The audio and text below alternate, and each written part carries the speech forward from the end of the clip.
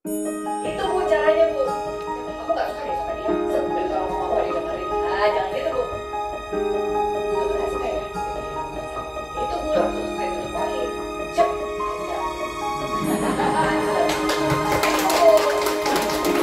Kalau suruh aku itu minum aja sih kok gue banget. Oh gitu ya. Saya sering dimakan sama yang sebelah. Oh gitu ya. Gak apa-apa Bu. Artinya kan bagaimana cara kita menyampaikan. Kan laki-laki itu tidak bisa. Kalau bekerja dengan saya, ya lu gue bos ya gitu.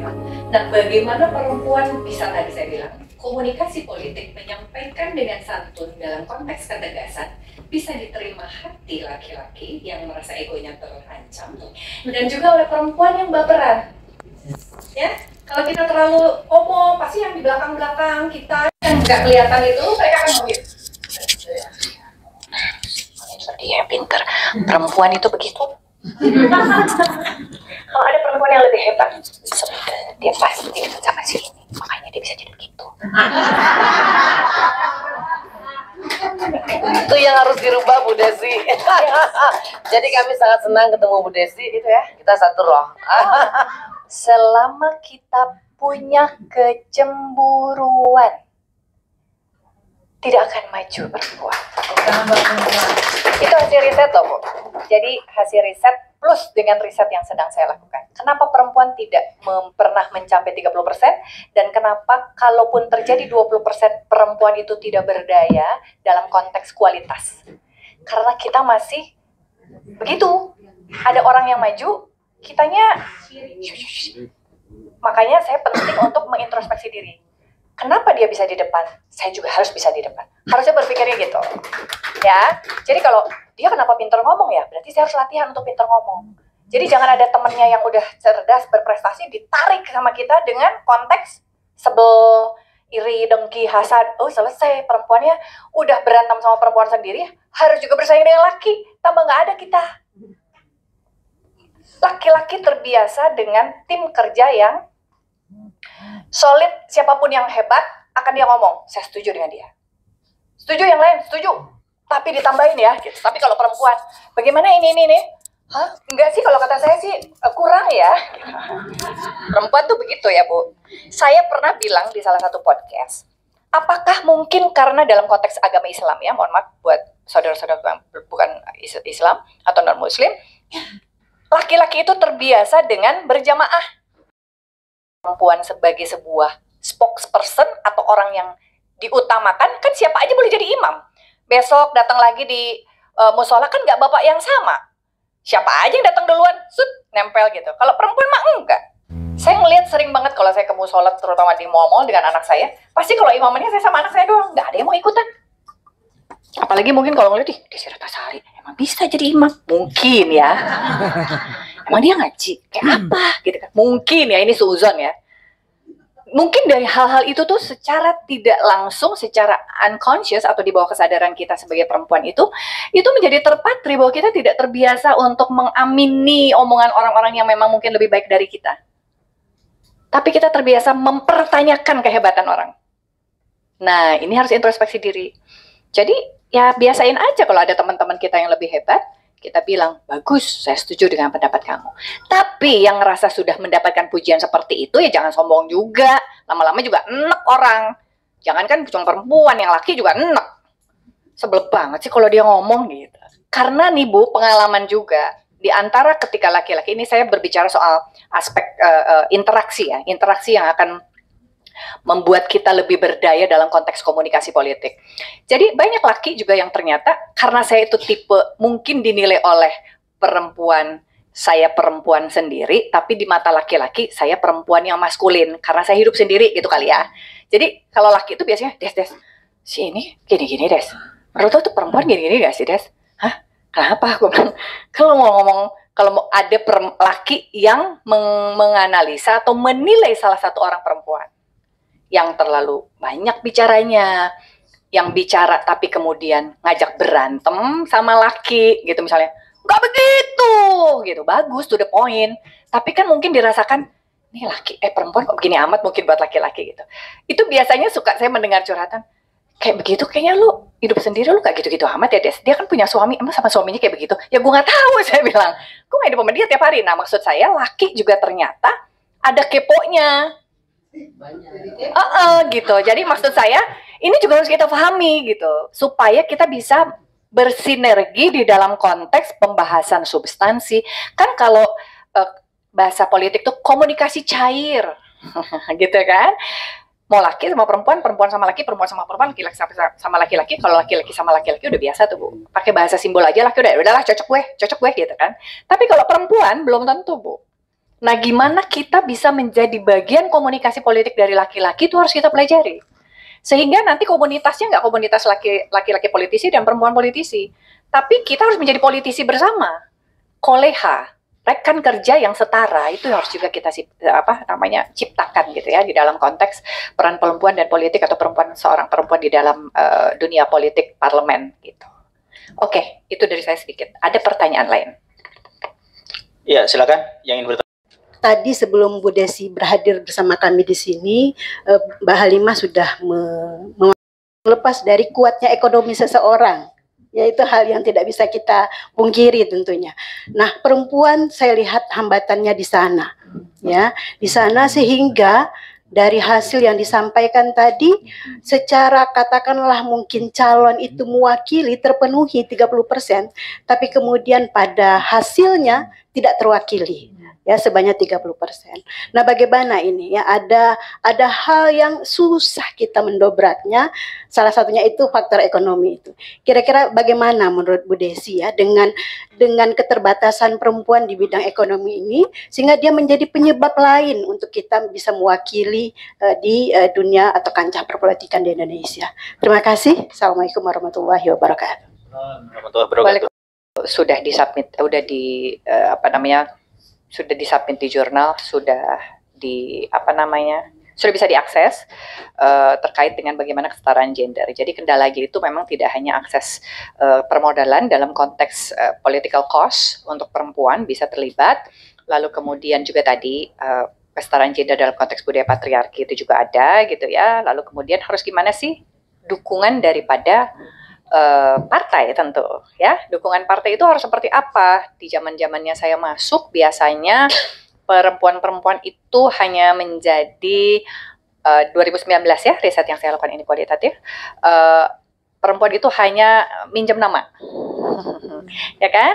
Untuk pemenuhan kuota supaya tetap ikut menjadi bagian daripada peserta pemilu. Karena kalau tidak nanti didiskualifikasi kalau tidak ada peserta caleg-caleg persen kuota perempuan. Memang ada juga perempuan-perempuan yang bilang kita nggak usah dikasih kuota, kita bisa kok sendiri gitu.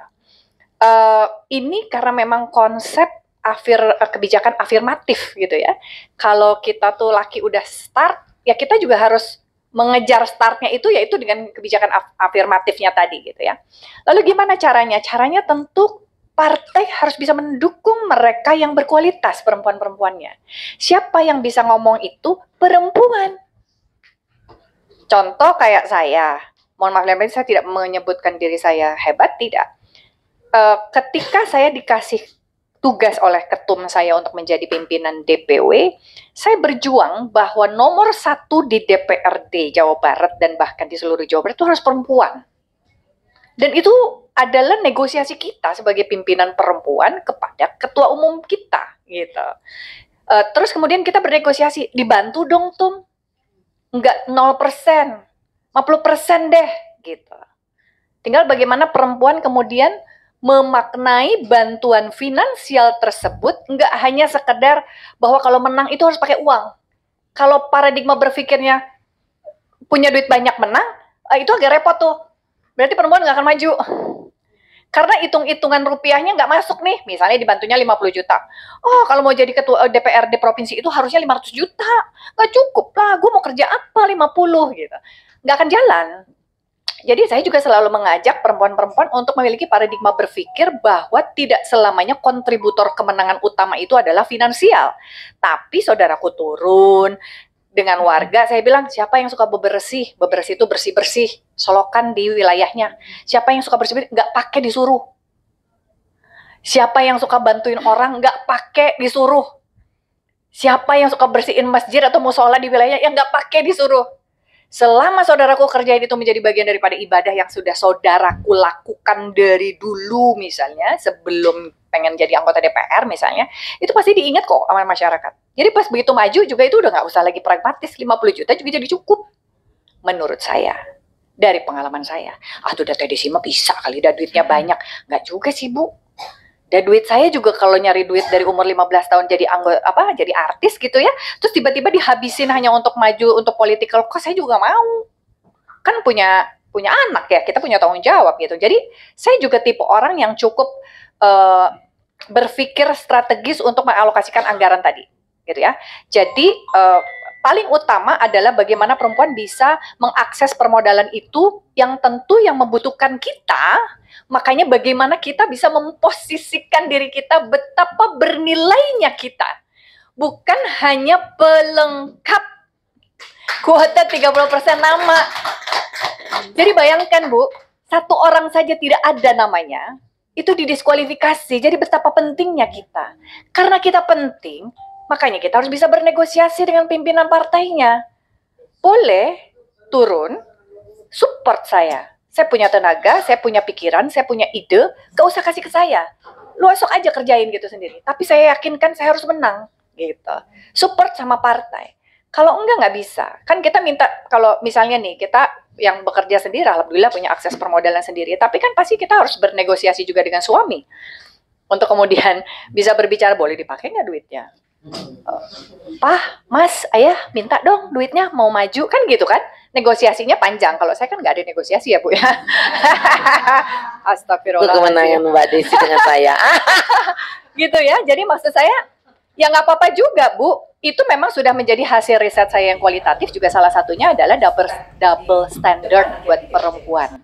Ketika perempuan sudah berkiprah, lalu kemudian ada rapat-rapat malam hari, dia harus ada izin suami. Karena dalam konteks agama itu nggak boleh, gitu kan? Tapi kalau kita menjadikan itu sebagai kendala, kita nggak akan berkembang. Jadi jangan berpikir bahwa itu kendala, permodalan juga kendala. Kalau kita men-set up paradigma berpikirnya itu adalah kendala, insya Allah dia akan jadi kendala.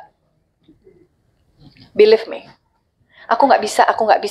Ibu sudah menanamkan secara konteks unconsciously, secara tidak sadar, ibu sudah men-set up semuanya tidak berdaya. Aku nggak bakal menang. Nggak akan menang, Bu. Tapi kan ikhtiarnya harus maksimal. Sisanya doa dan tawakal. Kalau jadi, alhamdulillah. Nggak jadi berarti bukan yang terbaik menurut Allah, gitu kan? Kan istilahnya gitu. Nah, jadi jangan jadikan permodalan itu menjadi suatu hal yang tidak bisa. Karena terjadi, kebetulan saya sekarang sebagai pemimpin di Jawa Barat, saya lihat perempuan-perempuan mana yang kemudian merasa gitu, Bu. Teh, nggak bisa bayar tim. Dari mana atuh? Terus saya merasa, jangan ngomong dari mana, saya bilang dari Allah. Semua dari Allah. Lo menggantungkan diri ke ketum, menggantungkan diri ke gua, nyebelin ntar. Begitu dikasih, lo happy. Nggak dikasih, lo bete. Saya bilang gitu. Jadi sok berdaya, di mana aja terserah Allah dari mana. Akhirnya ada yang orang nolongin. Ini pakai aja billboardnya, nggak usah bayar. Kan bisa, saya bilang gitu. Pertemanan itu kan menjadi suatu hal yang mudah. Jadi menurut saya jangan jadikan paradigma berpikir bahwa permodalan itu adalah salah satu menjadi kontributor utama untuk kemenangan kita sebagai anggota DPR. Atau terpilihnya kita menjadi seorang anggota DPR. Jadi mupuknya dari sekarang relasi dan membangun fondasi relasi sosial. Supaya masyarakat percaya sama kita. Oh, dia itu mau datangnya bukan cuma sekedar pas mau dipilih atau pada saat kampanye. Gitulah kurang lebih, Bu. Kepanjangan ya ngomongnya ya. Tadi dihadiri oleh Ibu Desi Ratnasari di tengah kesibukannya. Kita plus dulu Ibu-Ibu. Kami mengucapkan terima kasih Ibu dari Pemberdayaan Perempuan Provinsi Riau bahwa masukan dan Ibu semua menjadi motivasi bagi perempuan-perempuan Riau ke depannya. Kami dari Provinsi Riau melakukan kunjungan atas pelatihan perempuan dalam bidang politik untuk peningkatan perempuan dalam hal ini memberdayakan perempuan agar mau ikut berpolitik. Dalam hal ini memenuhi kuota 30% keterwakilan perempuan di dalam politik. Semoga perempuan Riau-nya ke depannya untuk ada yang duduk di DPR RI sebagai keterwakilan perempuan. Terima kasih.